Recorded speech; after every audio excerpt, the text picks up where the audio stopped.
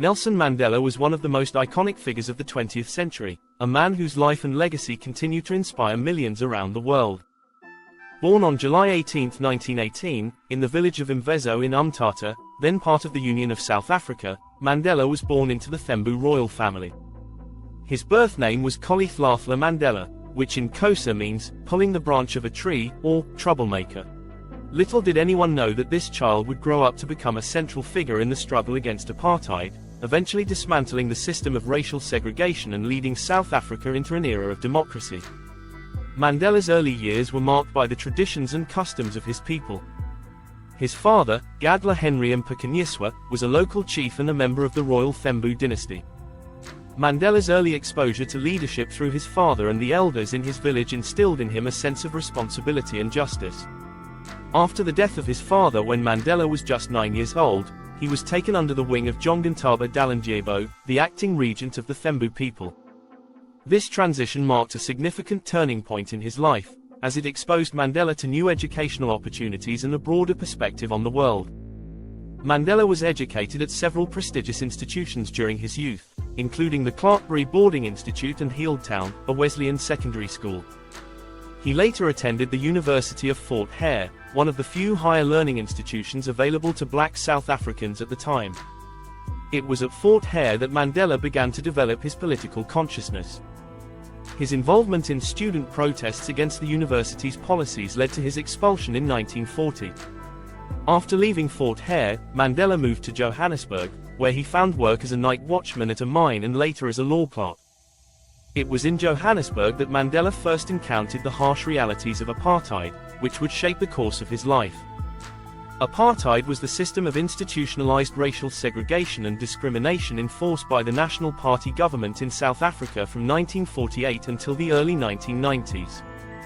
Under apartheid, the country's non-white majority was forced to live in separate areas, use separate public facilities, and face systemic economic, social, and political discrimination.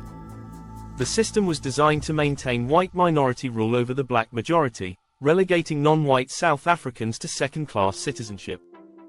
This institutionalized racism would become the primary focus of Mandela's activism.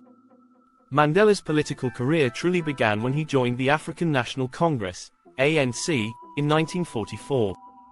At that time, the ANC was largely a passive organization, but Mandela and a group of young leaders sought to change that. Together with Walter Sisulu, Oliver Tambo, and others, Mandela helped form the ANC Youth League, ANCYL, which aimed to invigorate the party with a new, more militant approach. The Youth League advocated for non-violent civil disobedience, strikes, and boycotts to challenge the apartheid regime. Mandela quickly rose through the ranks of the ANC, becoming a prominent figure in the organization.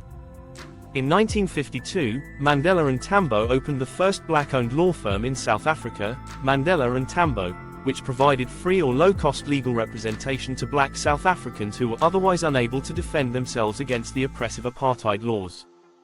That same year, Mandela played a key role in the Defiance Campaign, a mass protest movement organized by the ANC in partnership with other anti-apartheid organizations. The campaign called for volunteers to openly defy apartheid laws by entering white-only areas, refusing to carry passbooks, and defying curfews. The Defiance Campaign marked the beginning of a new, more confrontational phase of the anti-apartheid struggle, and Mandela emerged as one of its leading figures. As Mandela's profile rose, so did the government's efforts to silence him. In 1956, he and 155 other activists were arrested and charged with treason in what became known as the Treason Trial. The trial lasted for several years, and although Mandela and his co-defendants were ultimately acquitted, the trial had a significant impact on the anti-apartheid movement, forcing its leaders to rethink their strategy. By the early 1960s, it had become clear that peaceful protest alone would not be enough to dismantle apartheid. The government responded to each protest with increasing violence, leading Mandela and others to conclude that a more radical approach was necessary.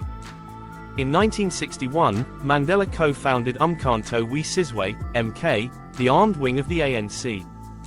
MK was created to engage in acts of sabotage against government installations, with the goal of pressuring the apartheid regime to negotiate. Mandela, who had previously been committed to non-violence, now believed that armed resistance was the only option left. He justified the shift by arguing that the government's violence against protesters left the movement with no other choice. Mandela's involvement with MK led to his arrest in 1962, and in 1964, he was sentenced to life in prison during the Rivonia trial. His imprisonment would last 27 years, the majority of which he spent on Robben Island, a maximum security prison off the coast of Cape Town. During his time in prison, Mandela became a symbol of resistance to apartheid. Even behind bars, he continued to inspire the anti-apartheid movement. His stoicism and determination were legendary, and his refusal to compromise with the apartheid government made him a hero to millions around the world. While Mandela was in prison, the anti-apartheid movement continued to grow both inside and outside South Africa. International pressure mounted as countries imposed sanctions on the South African government, and protests erupted around the world. By the 1980s, apartheid was beginning to crumble under the weight of internal resistance and global condemnation. However, the South African government remained defiant, continuing to imprison activists, suppress protests, and enforce its racist policies. In 1989, a new leader came to power in South Africa, F.W. de Klerk. De Klerk recognized that apartheid could not be sustained and began a series of reforms aimed at dismantling the system. In 1990, he made the historic decision to release Nelson Mandela from prison. After 27 years of incarceration, Mandela walked free on February 11, 1990, emerging as a symbol of hope and reconciliation. Upon his release, Mandela resumed his leadership role within the ANC and began negotiating with the apartheid government for a peaceful transition to democracy. These negotiations were fraught with tension and violence, as conservative elements within the white minority resisted any move toward equality, and radical elements within the black majority demanded more immediate and drastic changes. Nevertheless, Mandela remained committed to finding a peaceful solution, believing that reconciliation and nation-building were the only ways forward. In 1993, Mandela and de Klerk were jointly awarded the Nobel Peace Prize for their efforts to end apartheid and establish a multiracial democracy in South Africa. The following year, South Africa held its first democratic elections, in which people of all races were allowed to vote. On May 10, 1994, Nelson Mandela was inaugurated as the first black president of South Africa. His presidency marked the beginning of a new chapter in the country's history, one characterized by unity, reconciliation, and the pursuit of justice. Mandela's presidency was not without its challenges. The country faced enormous economic and social inequalities as a result of decades of apartheid, and Mandela had to navigate the difficult task of uniting a deeply divided nation.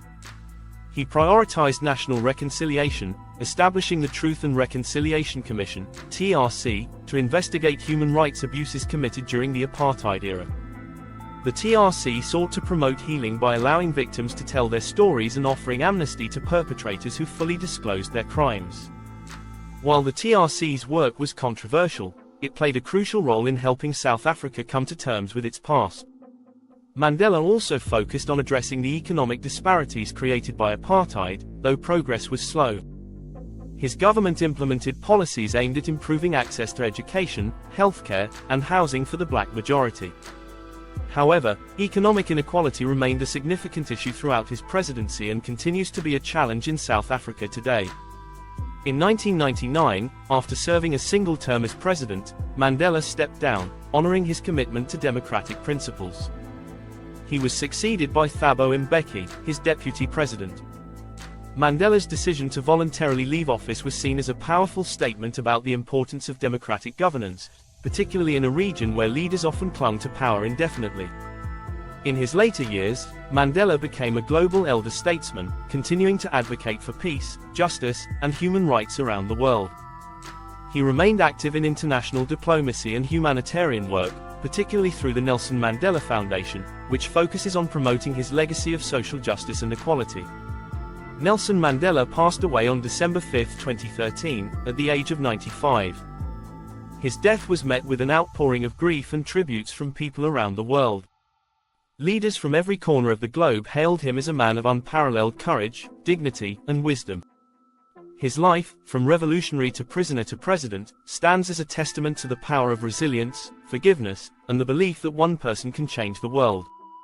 Mandela's legacy is one of peace, justice, and reconciliation. He taught us that no matter the obstacles, no matter the adversity, it is possible to stand up against injustice and create a more just and equitable society. His leadership, humility, and unwavering commitment to equality will continue to inspire future generations to fight for a better world. Thanks so much for watching. If you enjoyed this video, don't forget to give it a thumbs up and hit that subscribe button for more awesome content. Also, make sure to turn on notifications by clicking the bell icon so you don't miss any future uploads. Drop a comment below if you have any questions or suggestions for future videos. I'll see you in the next one.